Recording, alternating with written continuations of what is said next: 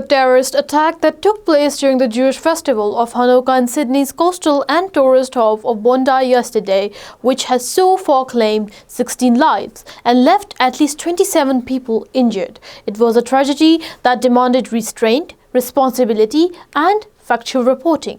Instead, it exports yet another layer of blind Pakistan bashing, mischief mongering, and incendiary propaganda by Indian, Israeli, and Afghan media outlets.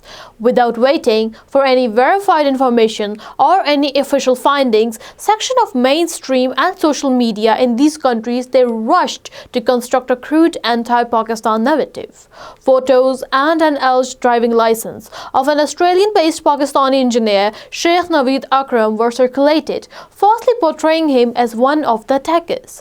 Naveed categorically rejected these claims through social media post and a subsequent video statement, warning that such reckless reporting has put his life, his safety, and professional reputation at a serious risk.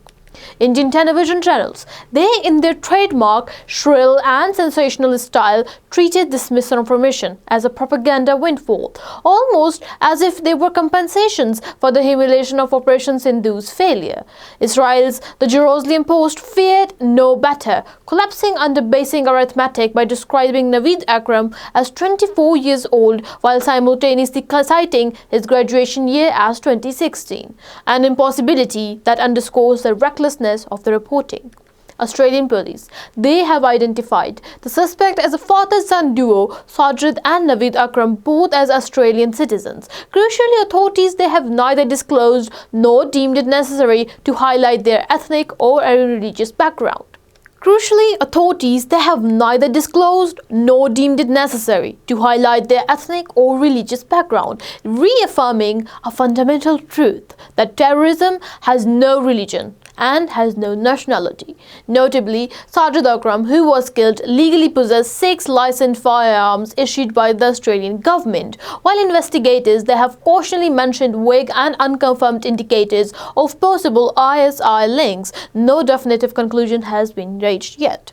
Even in the absence of evidence, Indian media still continue to target Pakistan, while Israeli outlets they pushed narrative aimed particularly at Iran, simultaneously stoking Islamophobia. And this despite the fact that one of the heroes of the incident, a Muslim, Ahmad Fatullah Ahmad, risked his life to subdue an attacker and saved several others, and is now hospitalized with severe injuries. The Sydney attack underscores an urgent global need that counter-terrorism must rise above political rivalries, religious prejudice, and geopolitical hostility. Equally important, it is necessary to restore rogue states like India and Israel and media ecosystem that exploit human tragedy to fuel hatred, misinformation, and regional animosity.